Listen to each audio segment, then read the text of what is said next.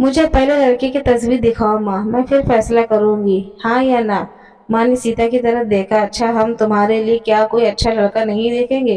सीता गुस्से से बोली, माँ बस लड़का देखना है, मुझे उसकी तस्वीर मंगवाओ या लड़के को यहीं बुला लो। माँ ने डांटा, पागल, शर्म नहीं आती? चल दफा हो जाओ अपने कमरे में, बाबा भी आ गए। क्यों डांट रही है मेरी बच्ची को? सीता बाबा के पास गई और जाकर कहने लगी, बाबा मुझे लड़का देखना। बाबा ने मुस्कुराकर कहा, हाँ बेटी, तुम्हारी मर्जी हो ही तो करेंगे शादी। कल मैं उसकी तस्वीर मंगवा लूंगा। उस लड़के का अपना होटल है, पढ़ा लिखा है, प्यारा है। लेकिन सीता को तो लड़का देखना था। लड़का तो प्यारा है। सीता ने कहा, हाँ कर दी।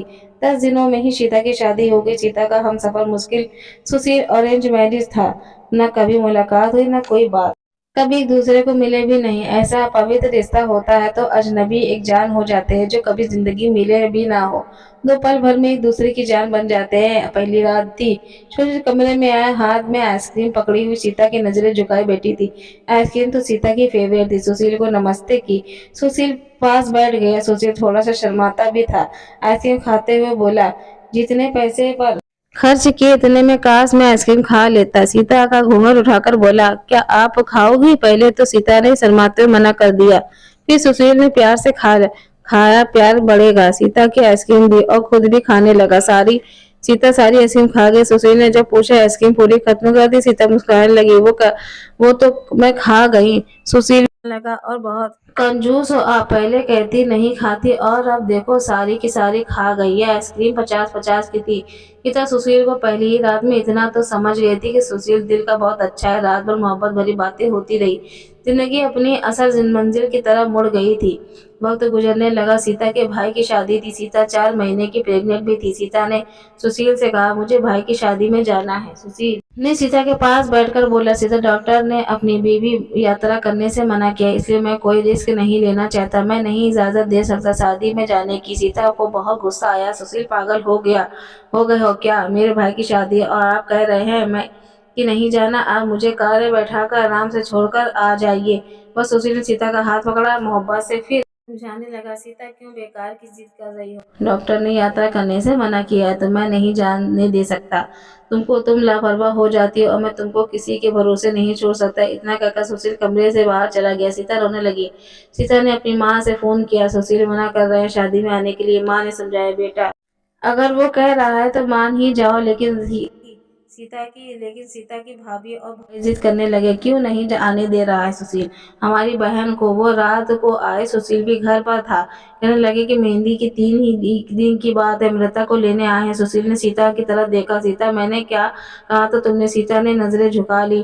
कमरे में चले गए। उठकर सुशील गुस्सा बहुत था लेकिन सब्र कर लिया। 100,000 रुपए जेब में निकले, रीता को दिया और कुछ पैसे रख लिए। बाकी और चाहिए तो ले लेना, मैं आऊंगा कल। सीता बहुत खुश थी। सुशील ने अपने सीने से लगाया, या सीता को अपना ख्याल रखना। सीता शादी पर चली गई। मेहंदी की रात सीता को बुआ की लड़की भी आई हुई थी। डांस भी किया, काफी एंजॉय किया। बारात वाले दिन जब की बारात लड़की वाले के घर पहुंची तो बारिश हो रही थी। गले में काफी कीचड़ था। सीता का पांव फिसला, गिर गई। गिरते ही उसके पेट में दर्द होने लगा। सीता जोर जोर से रोने लगी। जल्दी से सीता के अस्पताल ले गए। सीता दर्द से चिल्ला रही थी। सुशील को कॉल किया कि सीता के बारे में बताया। सुशील घबरा गया। वो जल्दी से अस्पताल पहुंचे। डॉक्टर सीता की इमरजेंसी वार्ड ले गए थे। सुशील बहुत परेशान था। दिल की धड़कनें बेकाबू थी। जुबान पर ईश्वर का जाप था।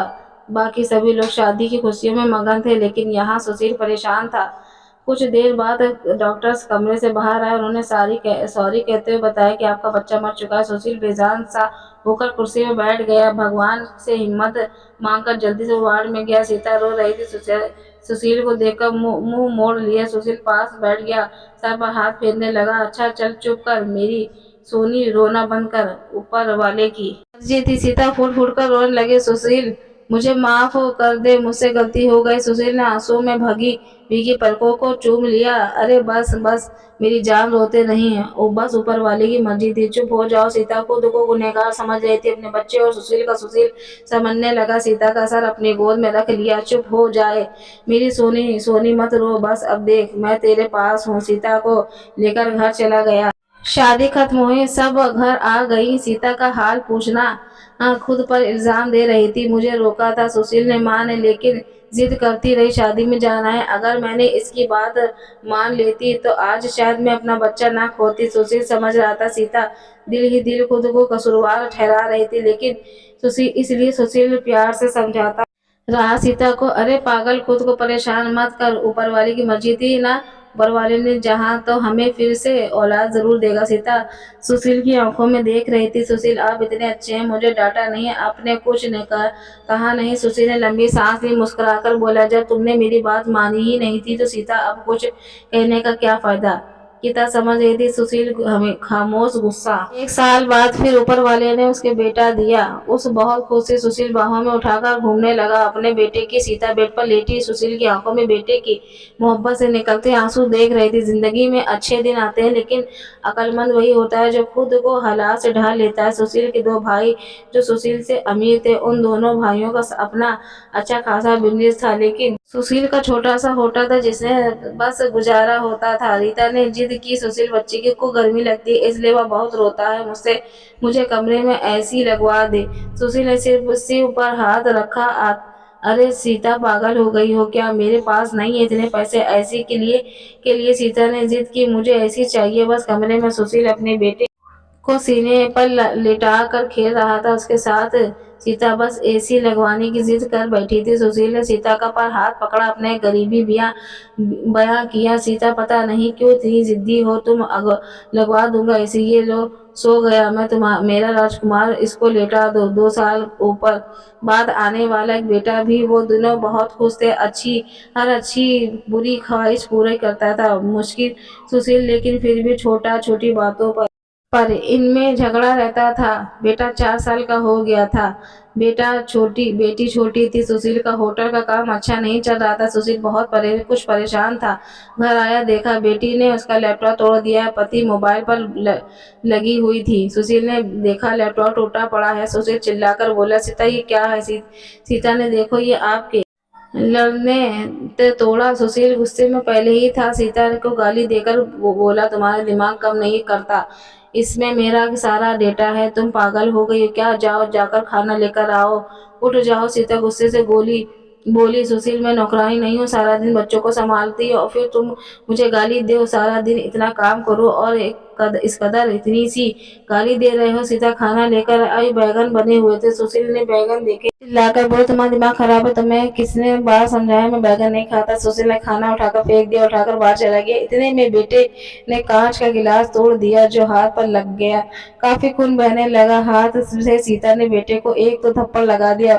बहुत तंग आ गई हूँ मैं तुम बाहर बेटे को उठाकर कमरे में ले गए। रो रही थी, साथ ही उसे मैं बोल रही थी, 5 साल हो गए इस इंसान के साथ, कड़ी कदर नहीं है। बेटे के जख्म पर मरहम लगाने लगी। इतने में बेटी भूख से रोने लगी। बेटी को गोद में उठाया। इस इंसान की ऐसी हरकतें रही तो गुजारा मुश्किल हो जाएगा। रात भर सुशील गायब रहा। सीता ने भी फोन करके ना पूछा। सीता ने अपनी माँ को बताया, सुशील आजकल ना खर्चा दे रहा है, ना अच्छे से बात करता, ना गालियाँ देता है। माँ ने कहा, अच्छा हम करते हैं बात। उससे सुशील को महसूस हुआ उसने अच्छा नहीं किया सीता के साथ। आज घर जाकर सीता को सॉरी करूंगा। घर आया, देखा तो सीता, माँ बाप चचा बाबा सब आकर बैठे हुए थे। सुशील ने सीता की तरफ देखा। सीता खामोश रही, नमस्ते किया। उसके बाद बात शुरू हो गई। वह माँ चिल्लाकर बोली, क्यों बेटा, तुम खर्चा क्यों नहीं देते, सीता क्यों गाली देते हो।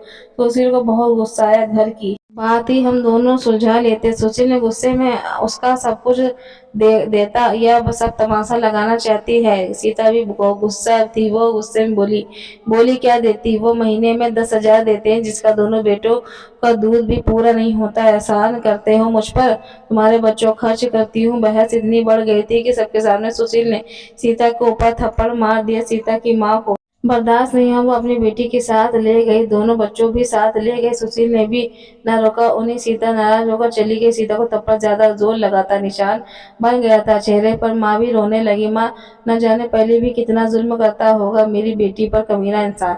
सुशील पहले ही अपने होटल की वजह से परेशान था, काम न होने की वजह से, और अब ये परेशानी बन गई। सीता मायके में थी, सुशील यहाँ था, घर में परेशान था। हालात इतने खराब हो गए थे, सुशील को अपना होटल बेचना पड़ा। 2 महीने गुजर गए, दोनों ने एक दूसरे से बात तक नहीं की। दोनों गुस्से में थे। सुशील कहता खुद गई थी, खुद वापस आए। सीता की अकड़ थी, मानने आएगा तो जाऊंगी। दिन गुजरने गए, 8 महीने गुजर गए, कोई बातचीत नहीं हुई।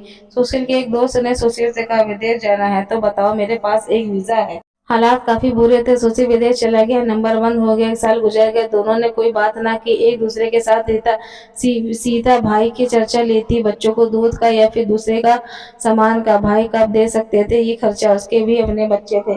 कभी सीता के बच्चे कोई नुकसान कर देते थे, कोई चीज तोड़ देते, तो सीता की भाभी हजारों बातें करती, ताने देती थी। सीता चुपचाप सुन लेती थी। क्या करती, आखिर किसी को कुछ बताती भी नहीं थी। होली का दिन था। सीता ने भाई से कहा, पैसे दे दो, बच्चों की शॉपिंग करवानी है। भाभी पास से बोली, बहन साफ सी बात है, हमारे पास फालतू के पैसे नहीं है। उसी इंसान के साथ गुजारा नहीं तो तलाक लेकर किसी दूसरे से शादी कर लो, जहाँ जाओ यहाँ से। सीता उस दिन बहुत रोई थी। उसे एहसास होने लगा था, सुशील तो मेरे सर का ताज है। सुशील दुबई में बच्चों को याद कर बहुत रोता था। सीता पागल पागल बात कुछ थी नहीं, और तूने क्या कर दिया। सीता के भाई ने सीता के लिए एक आदमी देखा जिसकी पत्नी की मृत्यु हो चुकी थी, 4 बच्चे थे।